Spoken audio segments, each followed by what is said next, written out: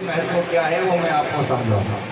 राम जी की पावन दिव्य कथा में हमारे इस पावन सनातन धर्म को बतलाया गया है। यदि हमें अपने धर्म को देखना है, पहचानना है, तो हमें रामचरितमानस का पाठ जरूर करना चाहिए।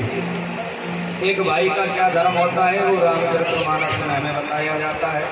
एक पत्नी का क्या धर्म होता है, 10 मिनट रुकवा देना वो तो कोई जो भी पत्नी का धर्म होता है वो प्यारे भगवत बंधु रामचरितमानस हमें सिखाता है। सेवक का क्या धर्म है रामायण हमें सिखाती है।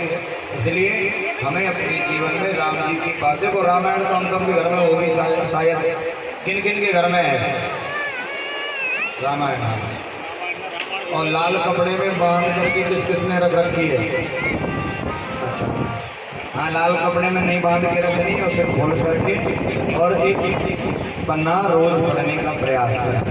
आप 5 चौपाई 10 चौपाई का नियम रोज का बनाएं और उसे जरूर पढ़ना चाहिए, ये हमारा धर्म है।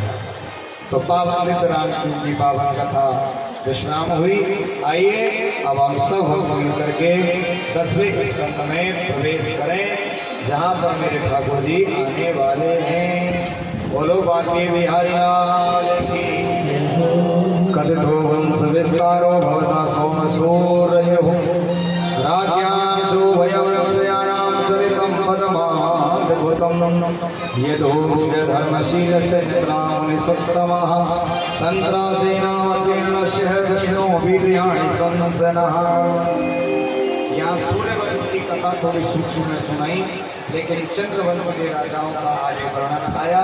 प्यारे भगवत बंधु, जिस समय आगे चल करके अनेक राजा हुए और इसी चंद्रवंश में भगवत बंधु, पहली बात तो वैसे तो भगवान ही सबके पिता हैं। उनके पिता ब्रह्मा हुए, ब्रह्मा के मरीचि हुए, उनके कश्यप हुए, उनके हुए चंद्रमा, जिससे इस वंश का नाम चंद्रवंश हुआ।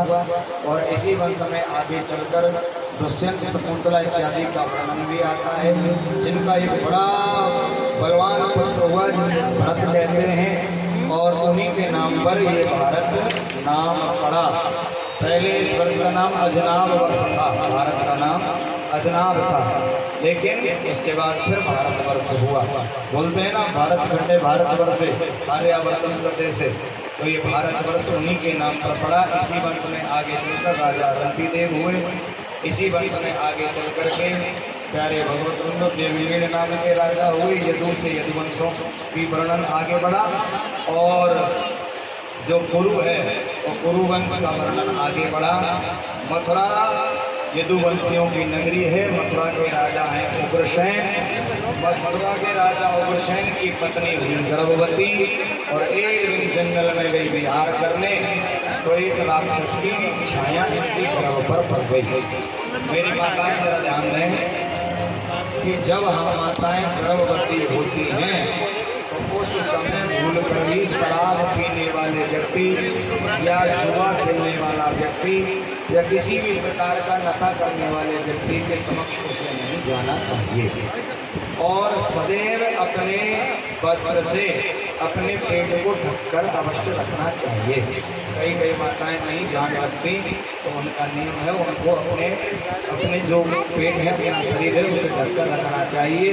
गर्भ में पल रहे बच्चे के ऊपर बाहर के वातावरण का पूरा असर होता है, इसलिए हो सके जितनी ज़्यादा से ज़्यादा कथा सुने, टीवी में सुने। आजकल तो मोबाइल हर किसी के हाथ में है, लेकिन महाराज मोबाइल में तो हमें IM जिसको डांसर पसंद आता है, हाँ कथा का ही पसंद आवे, इसीलिए मोबाइल में कथा सुने। जितना हो सके भजन करें, सत्संग करें। उस भजन और सत्संग के माध्यम से ही भगवान की कृपा हमें प्राप्त होगी। अब जैसे ही इस बालक का हुआ जन्म भैया, और जन्म होते ही प्यारे भगवत बंधु ब्राह्मणों को बुलाया, और बुला करके कहा बोले इसका नाम रखो। तो कहा बोले भैया ये तो बड़ा ही दुष्ट होगा, ब्राह्मणों का हरण करने वाला, मारने वाला, संतों को ये तो कूटने वाला होगा, इसीलिए विचार आया, बोले ऐसे पुत्र से तो हम बिना औलाद ही ठीक हैं। तुरंत प्यारे भगवान ने बंदो उठाया, यमुना जी ने लताओं में पताओं में लपेट कर फेंक दिया। आगे चलकर बसदेव तो सूरसेन जी को ये मिला, सूरसेन जी ने इनका पालन पोषण किया। उसी के तदुपरांत पालन पोषण के उपरांत बसदेव जी के साथ इनका पालन पोषण हुआ और आगे चल करके यही हुआ कंस। और कंस ने मथुरा पर किया आक्रमण, मथुरा का बना राजा, अपने पिता को डाला जेल में और खुद बन गया मथुरा का राजा। और मथुरा का राजा बनते ही प्यारे भगवत बंधु तुरंत अपनी बहन देवकी का विवाह बसदेव जी के साथ करना चाहा। आकाशवाणी हुई, बसदेव गए साक्षात भगवान पुरुषो पर जनस्यते भवन्तु सुर स्त्रयः। बोले जैसे ही आकाशवाणी हुई, बोले जिस बहन को तू विदा कर रहा है उस बहन का अष्टम गर्भ ही तेरा काल होगा। मारने के लिए जैसे ही दौड़ा, तुरंत बसदेव जी ने हाथ जोड़कर कहा, महाराज